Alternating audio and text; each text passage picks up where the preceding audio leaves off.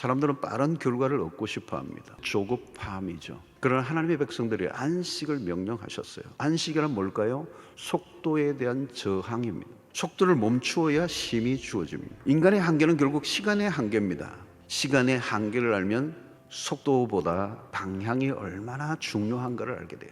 방향이 잘못된 속도는 낼수록 더 위험해집니다. 중요한 것은 전체를 보는 눈입니다. 전체를 보는 눈, 이걸 우리는 통찰이라는 단어를 써요. 여러분, 겸손이란 시간을 통해 만들어지는 것입니다. 전체를 보고 길게 보면 조급해지지 않습니다. 방향이 다르면 같이 갈 수가 없습니다. 신앙의 길이란 뭘까요? 성경 말씀에 토를 달지 않고 살아가는 삶. 여러분, 우리가 성경을 묵상하는 이유는 뭘까요? 하나님의 생각을 우리 안에 채우는 작업입니다. 나의 생각이 하나님의 생각으로 바꾸어져 가는 과정. 하나님이 없으면 기준이 없는 거고, 기준이 없으면 자기 생각대로 사는 거잖아요. 무엇을 위해 살 것인가라고 하는 이 질문, 쉬운 질문 결코 아닙니다.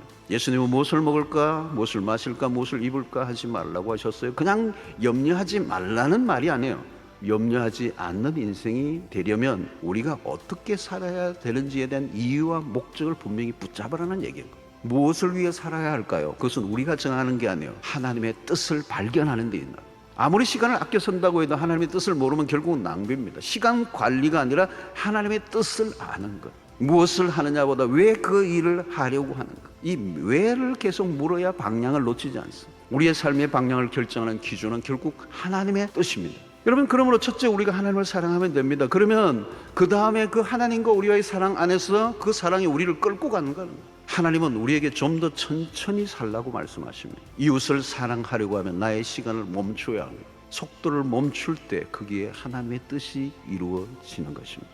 두 번째는 또 하나의 기준은 대사명이죠. 너희는 가서 모든 민족을 제자로 삼아라. 그 영혼을 구원하기 위해서라면 내가 내 하던 일을 멈추고 그에게 나아가서 복음을 전할 수 있는 것. 긴급할 뿐만 아니라 중대합니다. 복음을 전해야 할 때 전하지 않으면 기회가 오지 않아요. 분명한 기준이 있다는 것은 축복입니다. 일상 속에서 늘 복음을 전하는 일이 우선순위가 된다면 방향이 잡힌 삶이요. 오늘 대계명과 대사명은 모든 선택과 결정에 있어 기준이 되는 일입니다. 방향을 잡는 인생은 시간 낭비를 하지 않아요. 하나님의 뜻과 대계명과 대사명을 위해 살아가는 삶은 후회가 없습니다. 이 선명한 기준을 가지고 살아가면 갈등과 불안이 사라져요. 자유로움이 오는 것이죠. 삶이 갈수록 견고해지고 갈수록 풍성해지고, 속도는 끝없는 질주, 그러나 그 끝은 소멸되고 만다.